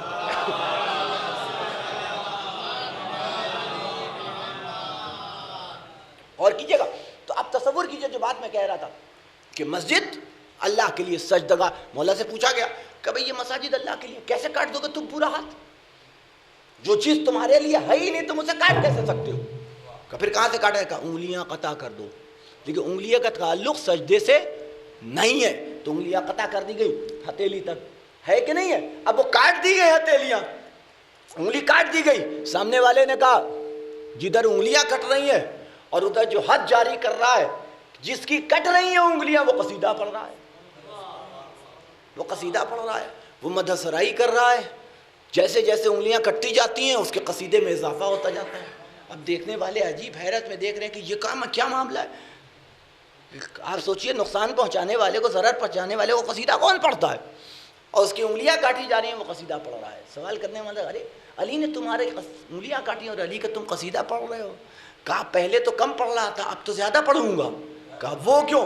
کہا علی نے میری انگلیوں کو کاٹ کر کے مجھے جہنم کی آگ سے بچا لیا، اس لیے کہ ایک مرتبہ اگر کسی کو کسی کے جرم کی سزا مل گئی تو اب اللہ 2 مرتبہ سزا نہیں دیتا، تو مجھے میرے جرم کی سزا یہی مل گئی۔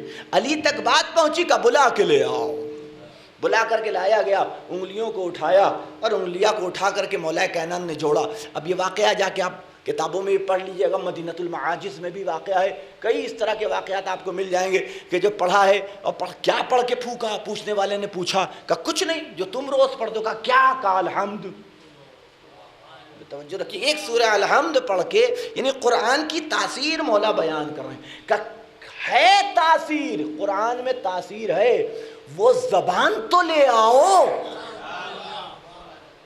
وہ زبان میں تاثیر تو پیدا کرو، اس لیول کی زبان تو لے آؤ کہ یہ قرآن کی آیتیں تمہارے لیے اکسیر بن جائیں۔ اس کی انگلیوں کو جوڑ دیا گیا۔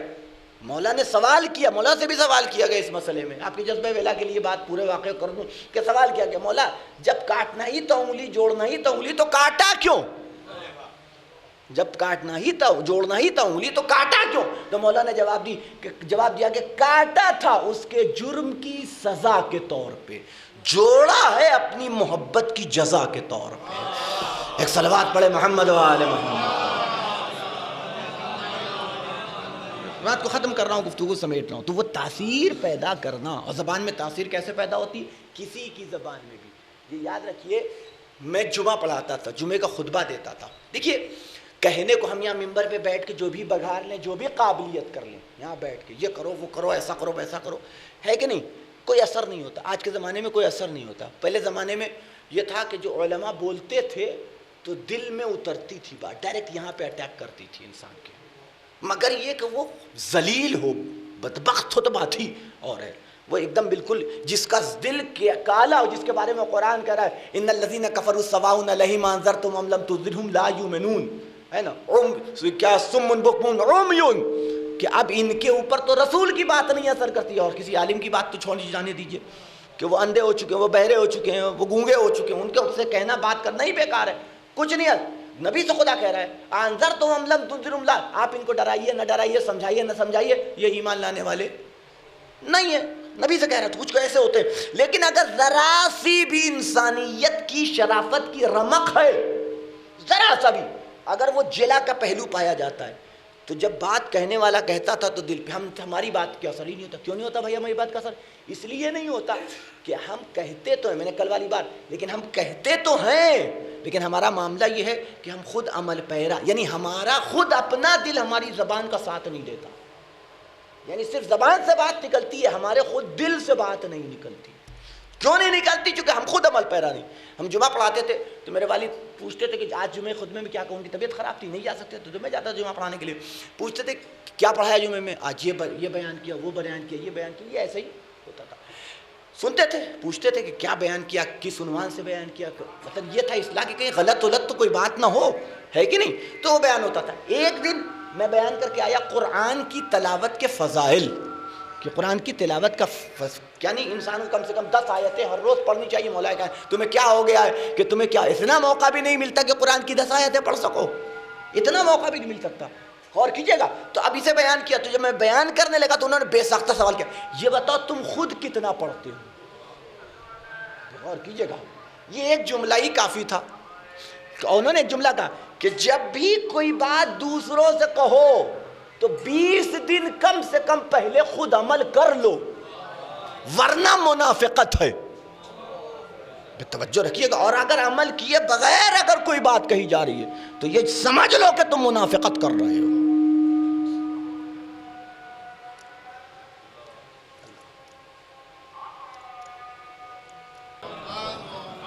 تو یہ معصوم کا معاملہ ہے کہ نہیں؟ تو ایک عنوان ہوتا ہے، تو یہ ایک وہ چیزیں آج کے دور میں ختم۔ میں یہ نہیں کہہ رہا ہوں کہ ہر جگہ سے نہیں، ایسے لوگ ہیں، ایسے علماء موجود ہیں، ایسے فضلاء موجود ہیں، ایسے واعظین موجود ہیں، ایسے حسین کی عزاداری کرنے والے اور مجلسیں پڑھنے والے موجود ہیں، کہ جو عمل کرتے ہیں اور اپنے ساتھ پھر اس کے بعد بات کو کہتے ہیں کہ جن کی زبان جن کے دل کی ہم آہنگی کرتی ہے، جن کے دل اور زبان کے درمیان میں نسبت پائی جاتی ہے. غور کیجیے گا میں کیا عرض کر رہا ہوں. تو یہ ایک معاملہ ہوتا ہے. ورنہ انسان اگر خود نہیں کہتا دوسرے سے کہتا ہے تو اس کا مطلب یہ ہے کہ وہ منافقت کا شکار ہے، وہ نفاق کا شکار ہے. اور نفاق کفر سے بڑا گناہ ہے. نفاق کفر سے بڑا گناہ ہے کہ یہ منافقت انسان کو کہیں جانے نہیں دیتی. بس میں نے بات کو ختم کر دیا اور گفتگو کو سمیٹ دیا اور آخری منزل سے میں قریب ہو گیا. اور یہ ہوتا کیسے، زبان میں تاثیر کیسے پیدا ہوتی ہے، یہ بھی معصومین نے بیان کیا. وہ ہے گناہوں سے بچنا، وہ ہے گناہوں سے بچنا. اور اگر کل شام کی مجلس آپ کے ذہن میں ہو جو لوگ یہ آئے تھے تو میں نے ایک بات کہی تھی کہ انسان 3 چیزیں ہیں کہ جو سب سے زیادہ خطرناک ہیں. ایک انسان کی آنکھیں، ایک انسان کا زبان اور ایک انسان کا کان. لیکن دیکھیے یہ جو کچھ بھی ہے نا، یہ جو کچھ بھی ہے، اگر یہ آنکھ اور یہ کان ان پہ کنٹرول کر لیا جائے تو زبان پہ بھی کنٹرول رہتا، ہاتھ پہ بھی.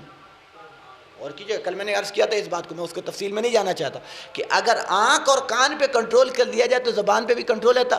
اس لیے میں نے عرض کیا تھا کہ جب تک آنکھ اور کان ایکٹیو نہ ہو زبان ایکٹیو نہیں ہوتی، اور زبان ایکٹیو نہیں ہوتی تو ہاتھ نہیں ایکٹیو ہوتا. اور گناہ انہی سب چیزوں سے ہوتا ہے. سینے سے کوئی گناہ تھوڑی کرتا ہے، پیٹ سے کوئی گناہ تھوڑی کرتا ہے کہ نہیں بھئی. گناہ انہی چیزیں ہوتا. خطرناک گناہ کرنے والی چیزیں آنکھ، کان اور انسان کی زبان ہے جو آنکھ سے دیکھتا ہے. نتیجہ یہ ہے کہ اگر کوئی چیز ناگوار گزری، کوئی ایسی چیز جا رہی ہے، فوراً انسان اس کی طرف اٹریکٹ ہوتا ہے. ایک گناہ کہ نامحرم کو دیکھنا اور اس کی طرف وہ نگاہ ڈالنا، تو یہ آنکھوں کا گناہ ہو گیا ہے کہ نہیں. جب یہ دیکھے گا تبھی تو اٹریکٹ ہوگا، تبھی تو گناہ کی طرف بڑھے گا. نہ دیکھے تو کیا مطلب. اگر کان ہے، سنے گا کسی نے آگے کسی کی غیبت کی، کسی کی برائی کی آپ کے بارے میں، یا کسی کے بارے میں بیان کیا فلاں صاحب چور ہیں، آپ نے سن لیا کانوں سے. اب یہاں کنٹرول اگر کانی پہ کر لیا، یہیں کنٹرول کر لیا تو ٹھیک، اور نہیں کنٹرول کیا تو طرز زبان ایکٹیو ہوتی ہے، کہیں اور پہنچے جا کے بیان کیا وہ تو چور ہے. توجہ رکھیے گا. تو زیادہ تر ان دونوں کے اوپر ڈیپینڈ ہے. اور یہی چیزیں ہوتی ہیں کہ جو پھر انسان کے اندر ہوائے نفسانی جو اس کا طوفان اٹھتا ہے، اس کا سبب یہی ہے. یہی انسان کو گناہ بھی کرواتی، یہی چیزیں انسان کو نیکیوں سے روکتی بھی ہیں. کل میں نے ایک بات کہی تھی، کل وہ 6 چیزیں میں نے بیان کی تھی. ایک چیز بیان کی تھی، کسی نے کہا کہ اس میں سے 6 چیزیں بیان کر دی ہے. اب وہ اس میں سے 2-3 چیزیں تو مجھے یاد ہیں، 4 چیزیں تقریباً یاد ہیں، 1-2 چیزیں میرے ذہن میں نہیں آ رہی. تو پہلی چیز جو میں نے بیان کی جناب موسیٰ کو جو شیطان نے نصیحت کی تھی، وہ پہلی نصیحت شیطان کی یہ تھی کہ یاد رکھنا کہ اللہ اور رسول سے کیے جانے والے عہد پہ ہمیشہ پائبند رہنا اور اس سے ہٹنے کی کوشش نہ کرنا. اور کیجئے گا اسے پورا کرنا، مکمل کرنا، اسے کبھی ٹالنا مت. اس لیے کہ اگر تم نے ایک بار ٹالا تو یہ سمجھ لو کہ پھر میں تمہیں کرنے نہیں دوں گا. نماز دیکھ لیجئے، اللہ سے ہمارا عہد ہے، اگر اول وقت ٹلا تو وہ ایسی جگہ کے اوپر جاتا ہے کہ ہم لوگ دوڑ کے، ہماری ایک رشتہ دار ہے وہ ایک اصطلاح کہتی تھی کہ یہ دوڑ کے سورج پکڑتے ہیں. تو بے غور کیجئے گا، تو وہ ایک دم اختتام تک مت. تو کیا مطلب ہے کہ ہم نے عہد و رسول کے ٹال. دوسری چیز کہ جب کسی نامحرم کے ساتھ خلوت میں ہونا، اکیلے ہونا، تو ہوشیار رہنا، اس لیے کہ تم 2 ہی اکیلے نہیں ہوتے، تیسرا میں ہوتا ہوں. تیسرا میں ہوتا ہوں کہ ادھر تم اکیلے ہوئے اس وقت بالکل ہوشیار رہنا، ورنہ تیسرا میں ہوتا ہوں. لاکھ تم متقی ہو، لاکھ پرہیزگار ہو، لاکھ اللہ والے ہو، لیکن جب میرا جادو چلتا ہے اور جب شیطان اپنا پھندا پھینکتا ہے تو پھنسانا کسی کو اور کسی کو اپنے پھندے میں لینا اس کے لیے کوئی بڑی بات نہیں ہے. یہ اور بات ہے کہ کوئی پتلی سی رسی سے کھنچ جاتا ہے، کوئی موٹی سی رسی سے کھنچ جاتا ہے، جس کے لیے تھوڑی سی اسے محنت کرنی پڑتی ہے. واقعہ تو آپ کو سنا ہی ہوگا، شیطان کے حوالے سے وہ جا رہا، ڈھیر سارے پھندے لیے ہوئے، موٹی پتلی رسیاں. کسی نے عالمی نے پوچھا کہ کہاں جا رہے ہیں؟ کہا کہ یہ کیا کام ہے؟ کہ بھائی اس سے لوگوں کو پھنساتا ہوں، گناہ کی طرف لے آتا ہوں. کہ یہ موٹی اور پتلی کا کوئی ہے کہ جو پتلی رسی سے کھنچ کے آ جاتا ہے، کسی کے لیے تھوڑا سا موٹی رسی کا استعمال کرتا ہے. ان کی بدقسمتی، انہوں نے پوچھ لیا میرے لیے، کہ آپ کے لیے رسی کی ضرورت نہیں ہے. تو غور کیجئے گا. تو اب یہ ہے کہ نہیں شیطان کیسے کر رکھا ہے. تم دو اگر خلوت میں ہوئے تو یہ سمجھ لینا کہ چوتھا تیسرا میں ہوں، پھر میں گناہ کیے بغیر تمہیں اٹھنے نہیں دوں گا. اور تیسری چیز ہے کہ جس کا تعلق، چوتھی چیز جو بیان کرتا ہے وہ یہ کہتا ہے کہ غضب کے عالم میں، کہ جب تمہیں غصہ آ جائے، کہ جب تمہارے اوپر قہر و غضب غالب آ جائے تو اس وقت اپنے کو کنٹرول کرنے کی کوشش کرنا کہ وہاں سے ہٹ جاؤ، ورنہ اگر وہاں رہ گئے تو تمہاری دنیا بھی خراب کر دوں گا، تمہاری عاقبت بھی خراب کر دوں گا.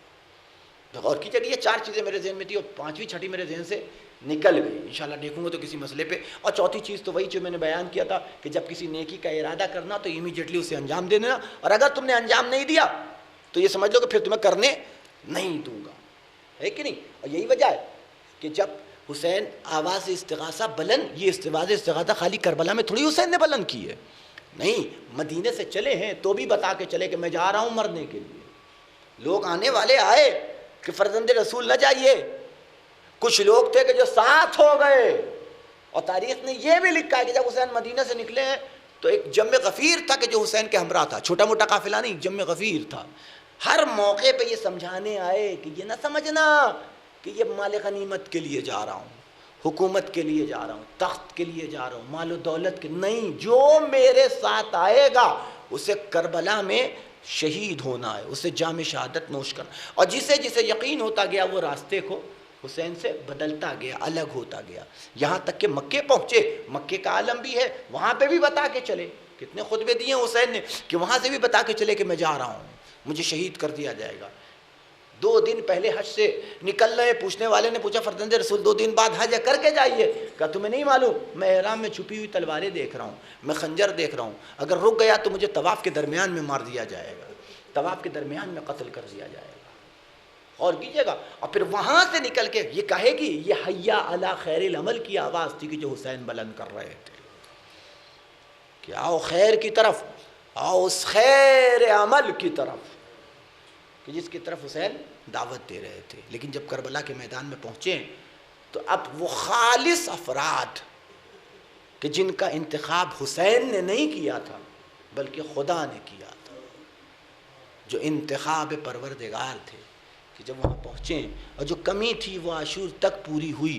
حبیب ابن مظاہر کے آ جانے کے بعد، حر کے آ جانے کے بعد، اور دوسرے افراد کہ جو یزید کی فوج کو چھوڑ کر کے حسین کی فوج میں داخل ہوئے یا اور دوسری جگہوں سے پہنچے ہیں، ان سب کے پہنچنے کے بعد وہ خالص تعداد کربلا کے میدان میں مکمل ہوئی. بس میں نے بات کو ختم کر دیا، میں نے گفتگو کو تمام کر دیا. عاشور ختم ہو گیا تو کیا سمجھتے ہیں آپ کہ بس ہمارا غم اتر گیا؟ کیسے اتر سکتا ہے؟ آپ کے گھر میں اگر کسی کی موت ہو جائے تو جب موت ہوئی ہے وہی دن غم کا نہیں ہوتا، بلکہ یہ غم کم سے کم اس وقت تک منایا جاتا ہے جب تک کہ اس مرنے والے کو سپرد لحد نہ کر دیا جائے، اسے دفن نہ کر دیا جائے. ہمارا اور آپ کا غم کیسے ختم ہو سکتا ہے؟ عاشور کو حسین کی شہادت کے بعد کیسے؟ لیکن ابھی ہمارے مولا کا لاشا کربلا کی سرزمین کے اوپر پڑا ہوا ہے، بے گور و کفن پڑا ہوا ہے. میرے مولا کا آقا کا لاشا ابھی کربلا کی سرزمین کے اوپر. جب حسین روانہ ہو رہے تھے، رخصت آخر کے لیے آئے تھے، تو بہن سے کہا تھا بہن وہ صندوق لے آنا. وہ صندوق منگایا گیا، ایک پرانا لباس، ایک کوہنا لباس وہ تھا، اسے نکالا حسین نے، اور اسے خالی ویسے نہیں، اسے چاک چاک کیا، جگہ جگہ سے اسے پھاڑا، جگہ جگہ سے اسے چاک کیا.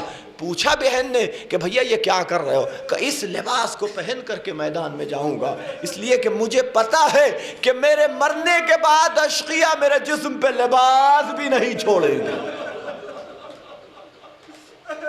لیکن افسوس ہے کہ حسین نے جس مقصد سے لباس کو پہنا تھا کہ یہ پھٹا ہوا لباس رہے گا، کوئی اسے نہیں چھوئے گا. لیکن عزیزو روایت کے فقرے ہیں، اب آپ پوچھئے علماء سے دیکھیے کہ وہ لباس بھی حسین سے لے لیا گیا.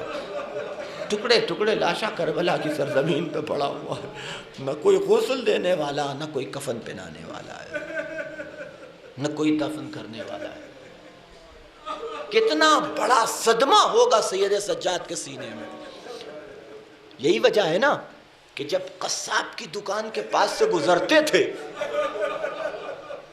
تو وہ گوشت کے اوپر کپڑے ڈال دیتا تھا، جانوروں کو ہٹا دیتا تھا.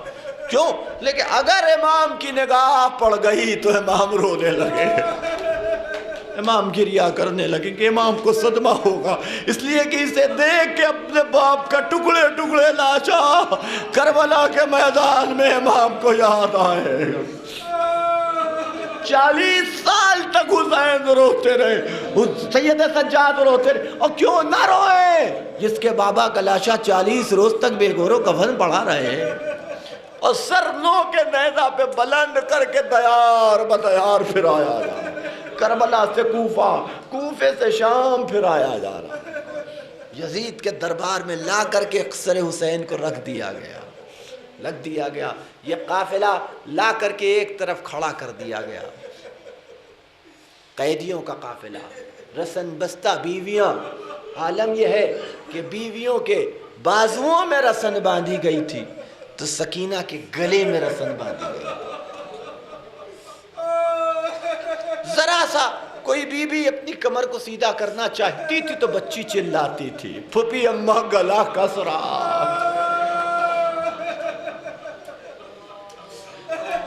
کہ دفتر شمر آگے بڑھ کے کہتا ہے کہ یزید میں تعارف کرواتا ہوں، تو پہچانتا یہ کون ہے؟ کہا نہیں میں نہیں جانتا، کہ یہ حسین کے گھر والے ہیں، یہ حسین کے اہل حرم ہیں، یہ نبی زادیاں ہیں کہ جنہیں ہم قید کر کے لائے ہیں. کہ ذرا تعارف تو کروا. اور ایک مرتبہ شمر ایک کا تعارف کرواتا ہے. یزید دیکھ یہ رقیہ ہیں، یہ رباب ہیں، یہ ام فروا ہیں، یہ ام لیلہ ہیں، یہ ام کلثوم ہیں، یہ زینب ہیں. دفتن یزید کی نگاہ وہ 4 سال کی بچی کے اوپر پڑی. کہا اے شمر یہ بچی کون ہے؟ کہا یزید تو نے نہ پہچانا، یہ حسین کے سینے پہ سونے والی حسین کی چہیتی بیٹی سکینہ ہے. اب یزید مخاطب ہوتا ہے سکینہ کی طرف. یہ سکینہ، میں نے سنا ہے تمہارا بابا تمہیں بہت چاہتا تھا، تمہارا بابا تم سے بہت محبت کرتا تھا. آواز دی بے شک میرا بابا مجھے بے پناہ چاہتا تھا، بے پناہ محبت کرتا تھا. کہے سکینہ تمہیں پتہ ہے تمہارا بابا یہی دربار میں موجود ہے. یہ سننا تھا کہ بچی آواز دیتی ہے اے یزید تو جھوٹ بولتا ہے، میرا بابا دربار میں ہو اور تجھ میں مجال ہے کہ ہمیں قیدی بنا کے دربار میں لے آئے. یزید سے رہا نہ گیا، سامنے ہی تشت طلا سے سرپوش کو ہٹا دیا. کہ یہ منظر خداوند عالم یہ منظر کسی بچی کو نہ دکھائے کہ اس کی نگاہوں کے سامنے اس کے باپ کا کٹا ہوا سر رکھا ہوا ہو. آپ تصور کیجئے کہ جب سکینہ نے دیکھا ہوگا باپ کے سر کو تو عالم کیا ہوا ہوگا.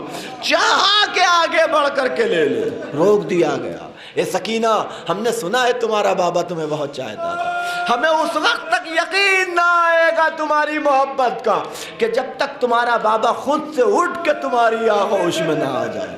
اپنے بابا سے کہو کہ وہ تمہاری آغوش میں آ جائے. عزیزو ایک مرتبہ بچی آگے بڑھی، جلا ہوا دامن اٹھایا، باپ کے سر کی طرف مخاطب ہو کے کہتی ہے بابا یزید ہماری محبت کا امتحان لے رہا ہے، آؤ بابا میری آغوش میں آ جاؤ. بابا کیا زندگی میں محبت تھی، مرنے کے بعد محبت ختم ہو گئی. لوگ ہنس رہے تھے کہ بچی نادان ہے، باپ اس دنیا سے جا چکا، سر و تن میں جدائی ڈالی جا چکی، اب سر میں حرکت نہ ہوگی. لیکن جب بچی نے التجا شروع کی اے بابا آ جاؤ میری آغوش میں، اے بابا بہت دن ہوا تمہیں پیار کیے ہوئے. دیکھنے والے نے دیکھا کہ ایک مرتبہ تشت طلا سے سر اٹھا، ہوا کے دوش میں تیرتا ہوا بچی کی آغوش میں پہنچا، منہ پہ منہ رکھا، بابا تماچے مارے گئے. اے بابا وہ بندے جو تم نے پہنائے تھے کانوں کی لوے چیر کے اتارے.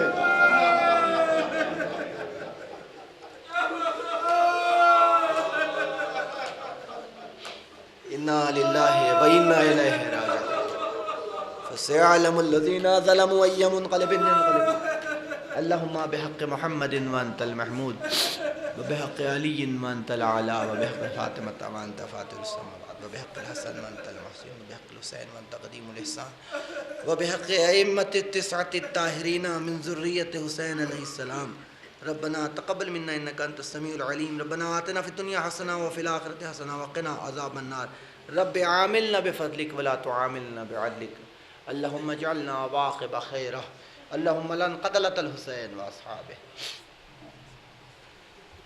سید المرسلین السلام علیکم فاطمۃ الزہراء سیدۃ نساء العالمین السلام علیکم یا ابن العباس یا ابن امیر المومنین السلام علیکم یا شہداء کربلا جمیعا ورحمۃ اللہ وبرکاتہ السلام علیکم یا غریب الغرباء السلام علیکم یا معین الضعفاء والفقراء سلطان الحسن علی ابن موسیٰ رضا رحمۃ اللہ السلام علیکم یا صاحب رسول الزمان علمان علمان علمان السلام علیکم یا شریک القرآن خلیفۃ الرحمن امام نصیر وجہ اجل اللہ تعالیٰ خیر سال اللہ تعالیٰ مخیر وزہرت و رحمۃ اللہ مومنین ایک ضروری اعلان سے معاف فرمائیے کل 13 تاریخ بعد مغرب 7 بجے کسی مقام پہ میرے والدین اور میرے بھائی کی اظہار ثواب کی مجلس ہے آپ لوگوں کی میزبان اور مولانا ہی بیان فرمائیں گے